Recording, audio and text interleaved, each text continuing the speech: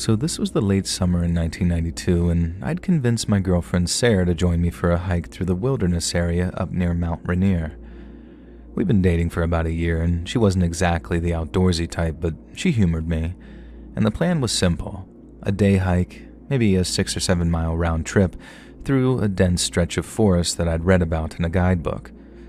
We packed light, just water, a couple of sandwiches, and a map, and then hit the trail just after sunrise. It started off easy, a dirt path cutting through towering trees. The air was cool and the sky was clear, and the forest was quiet except for us walking and the occasional chirp of a bird. We didn't talk much at first, just walked side by side, setting into the rhythm of it. And about an hour in, the trail got rougher.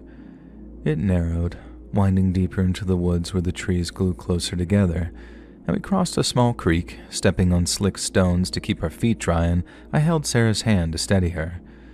She laughed when she almost slipped, a quick, nervous sound that we joked about afterwards, and it was a huge relief to see her start to enjoy herself. Then, around noon, we stopped for a break, sitting on a fallen log to eat our sandwiches. After lunch, the trail climbed this very gentle slope and the woods opened up a little bit with fewer trees and more underbrush. We'd been walking maybe 3 or 4 hours total when Sarah started lagging behind. I slowed down, waiting for her to catch up. She gave me this kind of defiant look, like she wouldn't admit that she was tired, and I just smiled and told her that we turned back, and then, seconds later, she saw it. We were maybe 10 yards apart, me up ahead, her trailing behind when she stopped dead. I didn't notice at first, but just kept walking. And then I heard her voice, sharp and low, barely above a whisper. "Oh my God." I turned around, afraid that I was about to see her pointing at a bear or maybe a snake or something, because she was frozen, staring off to her left with the color having drained from her face.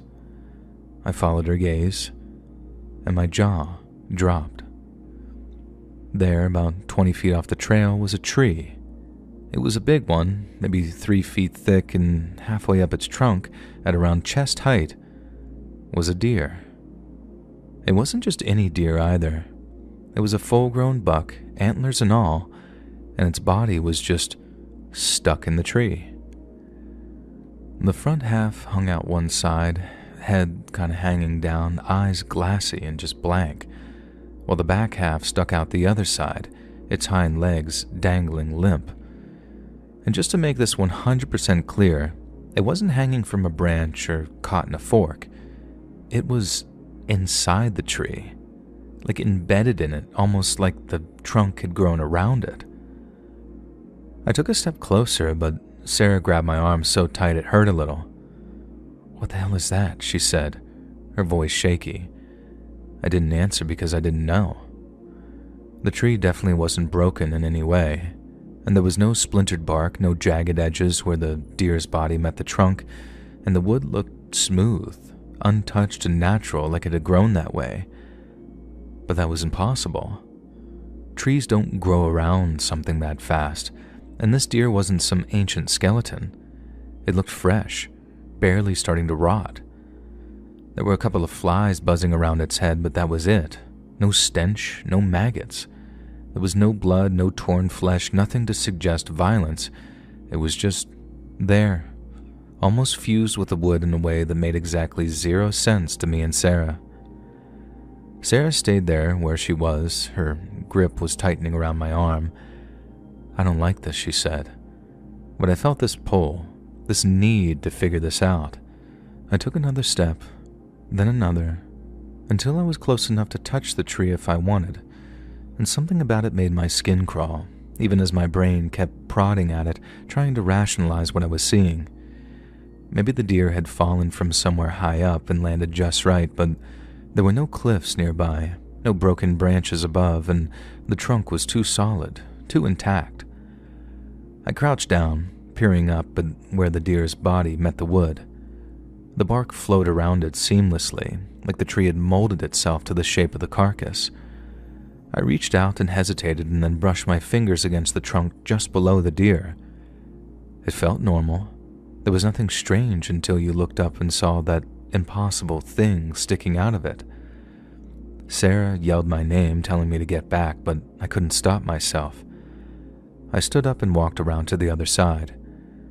There, the deer's hindquarters hung limp, and I saw the same thing there too. No blood, no damage to its hide, no sign whatsoever of how it got that way. And that's when curiosity started to turn to fear. My stomach tightened, not from nausea, but from something deeper, something I still can't put into words. It wasn't just weird anymore, it felt very wrong. The woods felt quiet too, like everything had just stopped and started watching us. No birds or wind, just the sound of my own breathing and Sarah's quick, shallow gasp behind me. I looked at her, and her eyes were wide and her lips were pressed very tightly. "We need to go," she said. And at that point I didn't argue. I could remove myself physically, but mentally I couldn't pull away from this. How long had it been up there? Had someone or something put it there?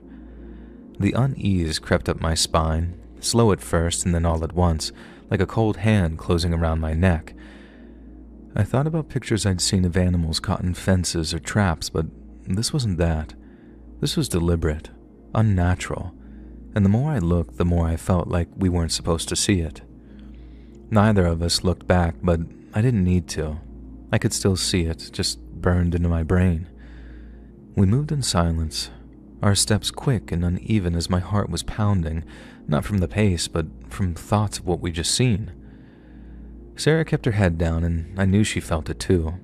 That shift from curiosity to dread, the sense that we'd stumbled onto something that we weren't built to understand. We made it back to my car in almost half the time that it took to hike out, and the whole drive home we didn't say a word to each other. And when we got to her place, she looked at me and her face was still pale, saying, "We're not talking about this ever again." And I agreed. Not because I wanted to forget, but because I didn't want to upset her any more than she already was. And we never did mention it, not to each other and not to anyone. But there are definitely times late at night that I'll see that deer in my mind, half in and half out of that tree, and feel that same cold grip around my neck reminding me that was all real.